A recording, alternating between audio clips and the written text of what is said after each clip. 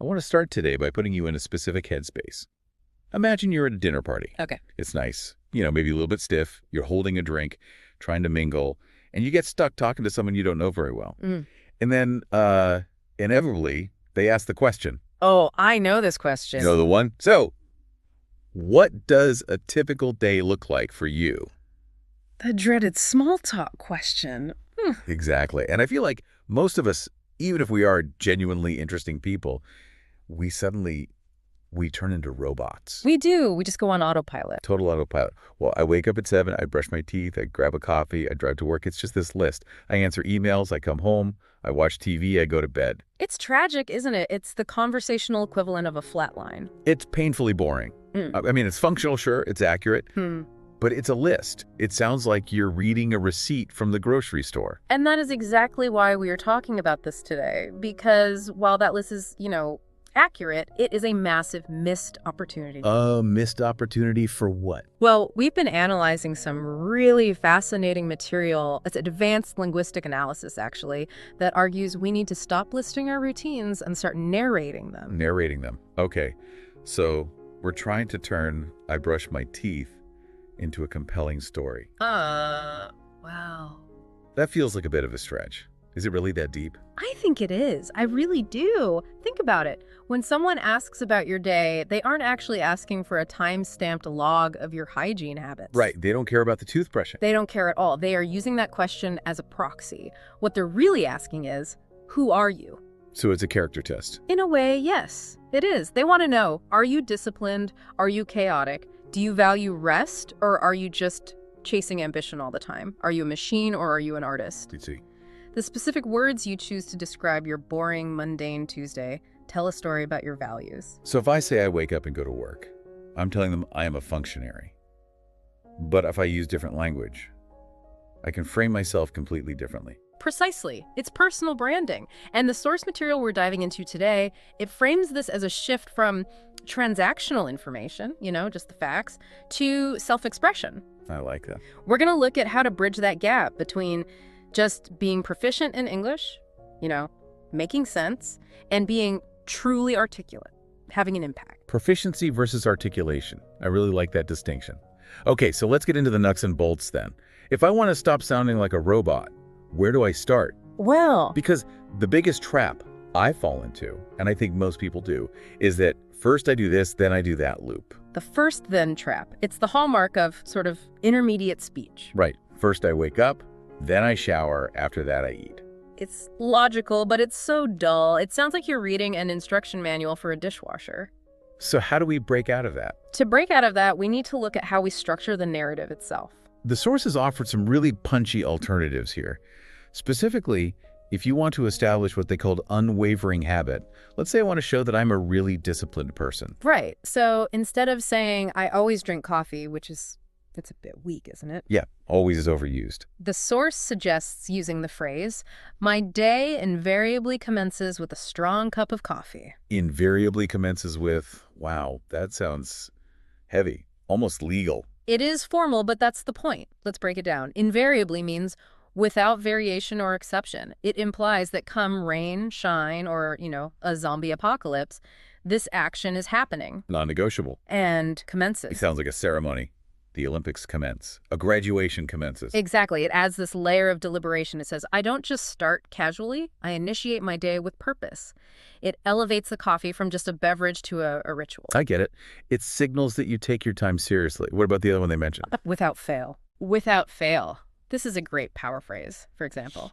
Without fail, the first 30 minutes of my day are for meditation. That feels very strong. If I just said, I usually meditate, it sounds like a hobby I might skip if I'm tired. Exactly. Usually it leaves the door open for laziness. Right. Without fail slams that door shut. It emphasizes discipline. It tells the listener, I am a person who sticks to their commitments no matter what. So we've commenced the day, we are disciplined, now we get to work. And this is where the first then trap really kills the vibe again. First, I check my email. That has to be the most boring sentence in the English language. It's also incredibly passive. I check my email. Sounds like the email is controlling you. You are just reacting to what's coming in. Good call. The alternative suggested in the text is much more commanding. The first order of business. The first order of business. It sounds like I'm a general in a war room or something. Or a CEO, the first order of business is to triage my inbox. Ooh, triage. I like that. That's a medical term, right? Sorting the wounded. Exactly. It implies you aren't just reading spam, you are making quick strategic decisions about what lives and what dies. It frames the action as high stakes and really efficient. You're not checking, you're executing. Yes. I love that. You're executing. I love how just changing that noun phrase there, first order of business, changes the entire status of the speaker. Okay, so we've started with a bang, but we still have to move through the day. We can't just keep saying next and after that. Next is the enemy of flow. It's so choppy. We want the day to feel like a river, not a staircase. Right. One really elegant option is the word subsequently. Subsequently. It's a good word. Sounds smart. It does. I spend an hour at the gym. Subsequently, I grab a quick breakfast. It suggests a logical cause and effect flow. The gym happened, which led to the breakfast. Oh, that makes sense. But the really sophisticated technique, this is the C1, even C2 level skill, is using a clause as a trigger. A clause as a trigger. Okay, can you explain that for us? Oh, sure. Instead of using a connector word like then, you use the completion of the first action to launch the second one. So instead of saying, I finish my emails, then I start my project, you say, once I've cleared my emails, my focus shifts to my main project. Once I've cleared my emails. Ah, I see. So the first part of the sentence creates the condition for the second part. Exactly. It makes the day feel like a chain reaction, one domino hitting the next. It's much more dynamic. It shows that your tasks are actually connected. And there's that beautiful idiom that fits in here perfectly. Paves the way for. Yes.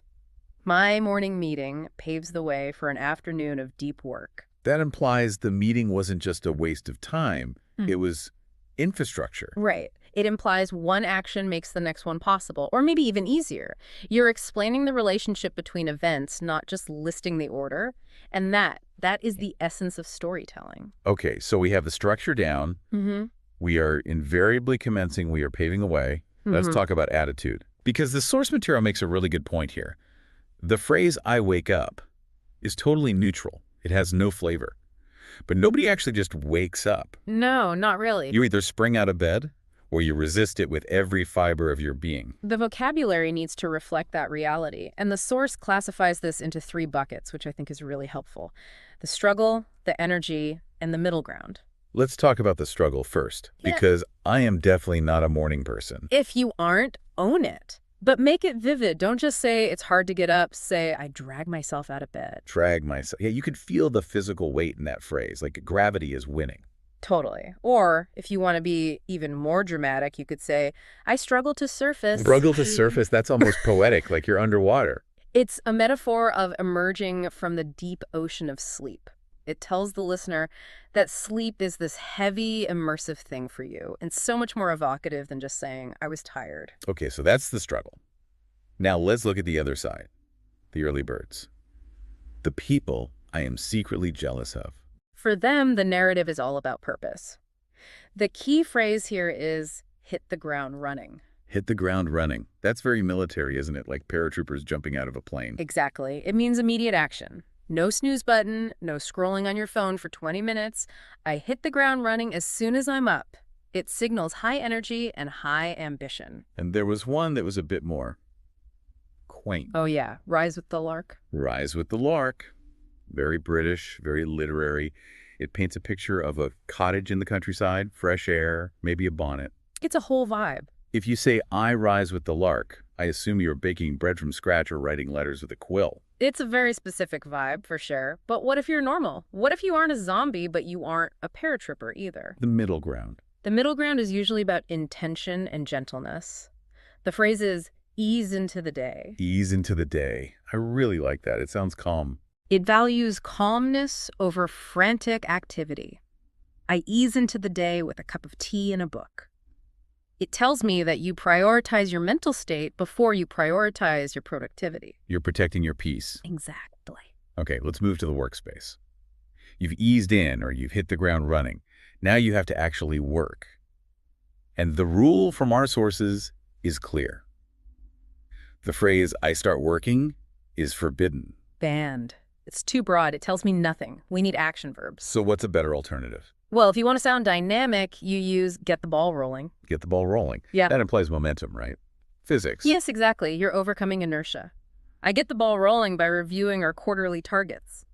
It sounds like you are initiating a process that is then going to continue on its own. But not all work is just getting a ball rolling. Sometimes work is awful. Ha! Yes. Sometimes you have that one massive, ugly task that you have been dreading for a week. That's when you use the verb tackle. Tackle, like in American football or rugby. Exactly. It has connotations of violence, of collision. The first thing I do is tackle the most difficult report. It frames you as brave. You aren't avoiding the hard stuff, you are running straight at it. It's heroic. I tackled the spreadsheet. It sounds funny, but it works. You become the hero of your own office narrative. And then there's the other kind of work, the busy work. The emails, the admin, the forms, the stuff that just needs to be done but isn't hard in the same way. Two great metaphors here. First one is plow through. Plow through. That sounds heavy. It implies density. You're moving steadily, with effort, through something thick and resistant, like a field of mud or snow.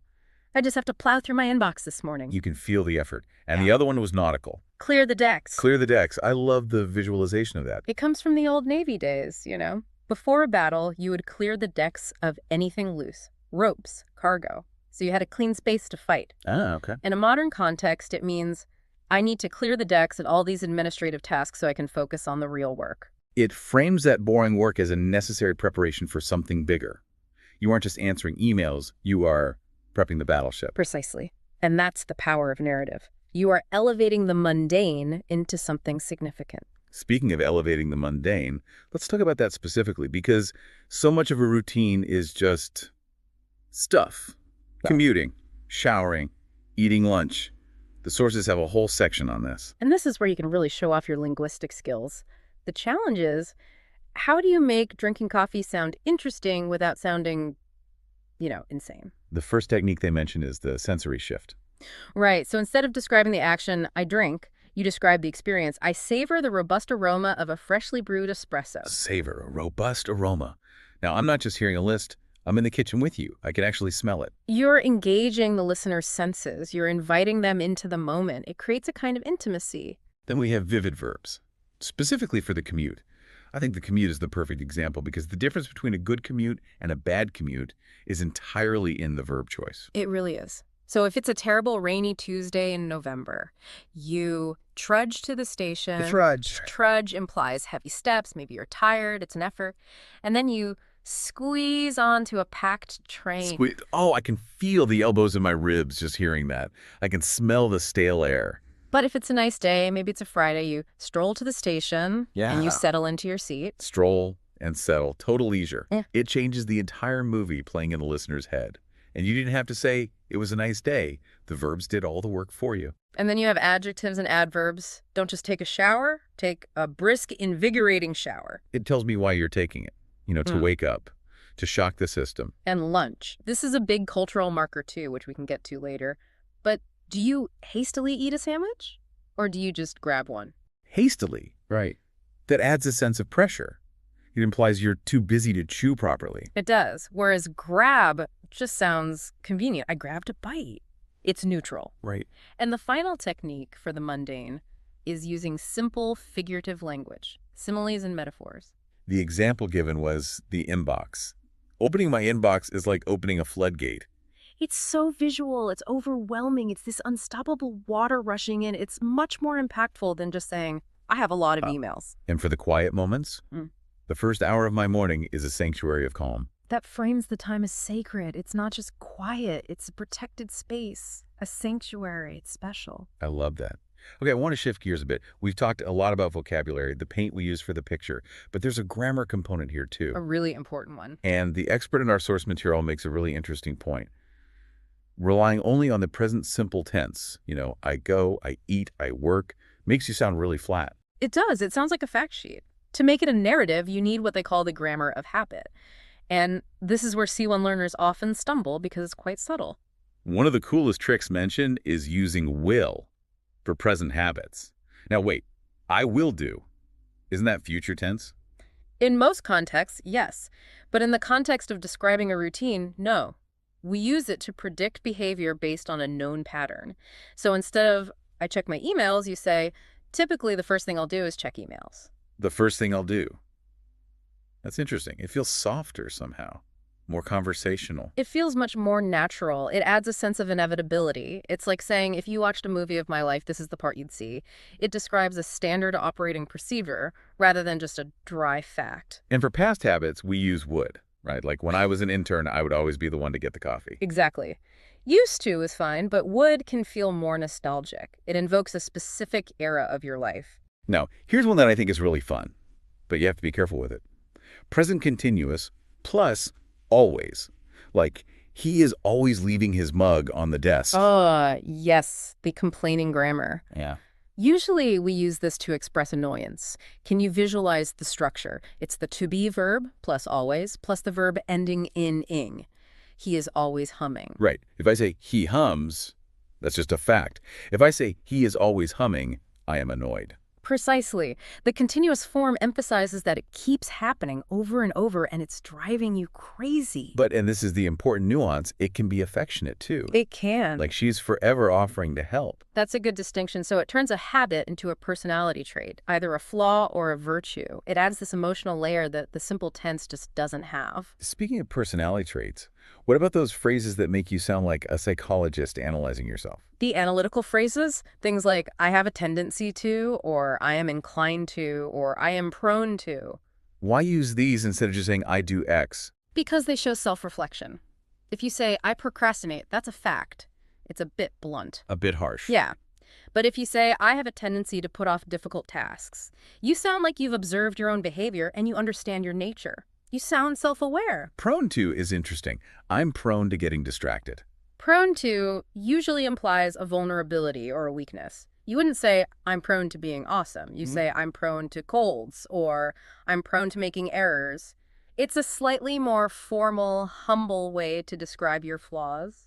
This is great stuff. It really moves the conversation from simple description to actual analysis, which is exactly what articulate speakers do. They don't just report the news, they analyze it. Okay, let's look at the rhythm of the day. Because a day isn't a flat line, it has peaks and valleys. We need idioms to describe the workflow. So, we've had lunch, we're tired, we need to get back to it. Right. The dreaded post-lunch slump, you need to focus. The phrase for this is knuckle down. Knuckle down, it sounds gritty. It is. It means renewed, serious focus. All right, time to knuckle down for the afternoon. It implies you are pushing aside distractions, rolling up your sleeves, and really getting to it. And what if you have a huge project? Something that you can't finish in one day. You can't just tackle it and be done. You chip away at it. Like a sculptor with a block of marble. Or a prisoner digging a tunnel. It implies a large block of work that you are slowly, steadily reducing bit by bit.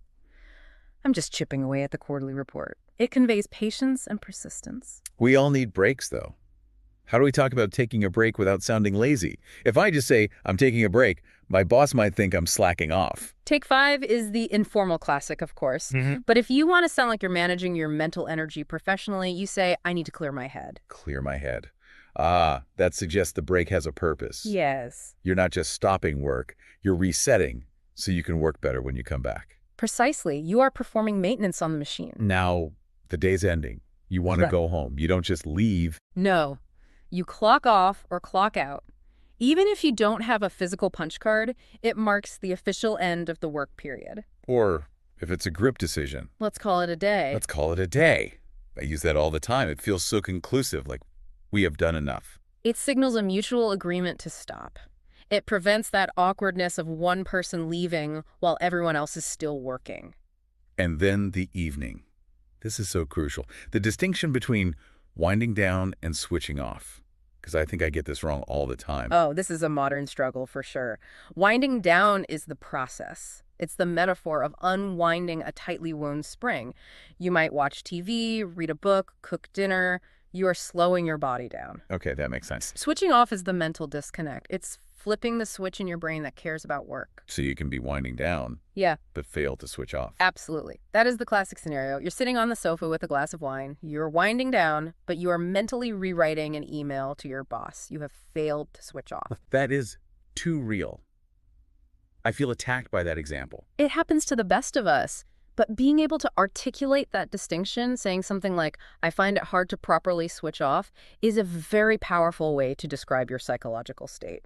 We've talked a lot about productivity, but let's be honest. Some days are just a disaster. Right. The struggle is real, and the sources say we need language for that too. A narrative without conflict is boring. Exactly. You aren't a robot. Things go wrong. Let's start with procrastination, the polite, professional way to say, I'm not doing this now. Put it on the back burner. The cooking metaphor again. It's simmering. It's not in the trash can, but it's not on the main burner. It's deprioritized. We're putting the website redesign on the back burner until Q3. And if it's more permanent, if a project is basically dead, Then you shelve it, like Yeah. putting a book on a shelf in a library. It's put away, maybe for a long, long time. The project was shelved due to budget cuts. what about when you get stuck? Like really stuck. You're trying to work, but you're just spinning your wheels. You get bogged down in detail. Like your feet are stuck in a swamp, a bog. Exactly. You're stuck in the mud of trivialities. You can't move forward because you're obsessing over the font size instead of actually writing the report. Or you hit a brick wall. That's the absolute stop. You cannot proceed without help or new information. I've hit a brick wall with this code. I need someone else to look at it. The pressure is also a big part of the struggle. Yeah. The idiom up against the clock. Yeah, here the clock is your opponent. You are fighting against it. It adds so much drama. And what about down to the wire? That's from horse racing. The wire at the finish line. It means you finished at the very last possible second. We submitted the project down to the wire. It builds suspense in your story. And how do we manage all this chaos? We have to prioritize. The best idiom for that is sort the wheat from the chaff. That's a really old farming metaphor, isn't it? Biblical, even. It's about separating the valuable grain, the wheat, from the worthless husks, the chaff. So in business, In business, it means figuring out what tasks actually matter versus what is just noise. and if there is too much wheat, if you sorted it and you still have too much on your plate, Then you must delegate, which is a key professional skill and a great, powerful verb to use in your narrative. this brings us to a really fascinating section of the source material, the cultural context. Yes. Because up until now, we've just been talking about words. But the words we choose don't just describe our day. They describe our values. And they describe the culture we live in. This is where it gets really deep. The language of your routine is often a reflection of the culture you either belong to or sometimes the one you aspire to. Are you telling a story of success? Or are you telling a story of balance? Exactly. Take hustle culture, which we see a lot in the US or major economic hubs like London or Hong Kong. What does that sound like? It sounds aggressive. It sounds like a sport. You hear words like optimize, maximize, high intensity. I hit the ground running to maximize my output before my first meeting. Right. The narrative goal here is performative. You are telling the listener, I am ambitious, I am a machine, I have a superhuman work ethic. Even your breaks are optimized. I take a 10-minute power nap to boost second half productivity. You aren't sleeping because you're tired. You're sleeping to work better later. Everything serves the god of productivity. It does. Now, contrast that with, say, the culture in Scandinavia or the Netherlands, or even parts of the Mediterranean. A completely different story. There, the cultural value is often work-life balance, so the vocabulary shifts completely. You start to hear about boundaries. I make a point to clock off sharp at 5 every day. Right. Or, I need to switch off completely in the evenings. The narrative goal isn't to show how hard you work. It's to show how well you protect your personal well-being. Work and life are distinct, separate parts. The example of lunch was really telling here. It's a perfect example. In hustle culture, you grab a sandwich at your desk. It signals speed, convenience. Work is the absolute priority. Look at me, I'm so busy I can't even leave this room. Whereas in a Mediterranean context or a more balanced culture, you might have a proper, leisurely lunch. Proper. I love that word there. Yeah. It implies there's a correct way to have lunch, and eating at your desk is definitely not it. And leisurely implies that enjoyment and community, they have intrinsic value. They aren't just fuel stops on the way to more work. Even free time is viewed differently. In that self-improvement view, free time is for side hustles or learning a new skill. You dedicate time to growth. You invest your evenings in yourself. But in the leisure view, free time is sacrosanct. That's such a powerful word, sacrosanct. It means holy, too valuable to be interfered with. Right. The goal isn't to fill the time with more productivity. The goal is to protect the emptiness of the time, to just let it be. It's amazing.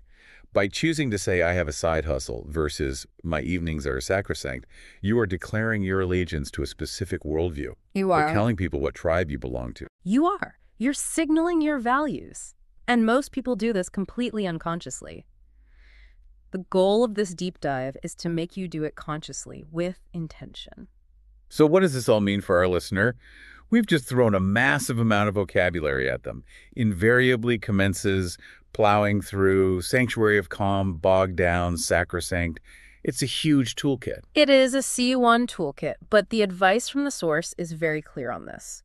Do not try to overhaul everything at once. Right. Don't try to sound like a Shakespearean CEO tomorrow morning. Exactly. If you walk into the office and say, my day invariably commenced with a robust espresso and now I shall tackle yonder report, people will think you've had a stroke. Or that you've swallowed a thesaurus. The key is incremental integration. Pick one moment. Maybe just focus on your morning coffee. Okay. Instead of saying, I drink coffee, try using the sensory language. I take a moment to savor the aroma. Just change that one little script. Once that feels natural, pick another one. Maybe focus on how you describe starting work. Try using get the ball rolling for a week. It's about building the muscle slowly. And always remembering the core mission. You are turning a list into a narrative. You are connecting the dots. And that leads us to the final challenge the hosts of the source material issued. And I love this idea. The 1-minute narrative. Right. They challenge their listeners to create a 1-minute story of just a part of their day. But, and this is the crucial part, you have to decide the theme first. This is the strategic part. Before you open your mouth, decide, what is the vibe I'm going for? Is the theme hectic productivity? If it is, then you're using words like plow through, up against the clock, optimize, hit the ground running. Or is the theme mindful balance? Then you're using ease into, sanctuary, wind down, sacrosanct. The theme acts as a filter for your word choices. It forces you to be intentional. And that ultimately is what transforms you from a language learner into a strategic communicator. You aren't just translating your thoughts anymore. You are curating them to create a specific effect. You're controlling the perception, and that is a superpower. It really is. So here is our final provocative thought for you to mull over. We've talked about how describing your routine changes how other people see you. But I wonder, does changing how you describe your routine change how you actually experience it? That is a fascinating question. If I start describing my commute as strolling rather than trudging, do I actually start to enjoy it more? Does my brain follow the word? Does the language shape the reality? If I start calling my morning a sanctuary, do I start to treat it with more respect? Do I stop checking my phone during that time because I've now labeled it sacred? I think there's a feedback loop there. I think you're right. We narrate our lives, but maybe the narrative also shapes us in return. Something to think about the next time you're asked. So what do you do all day? Don't just list the facts. Tell the story you want to live. Absolutely. Happy narrating. Thanks for listening to The Deep Dive. We'll catch you in the next one.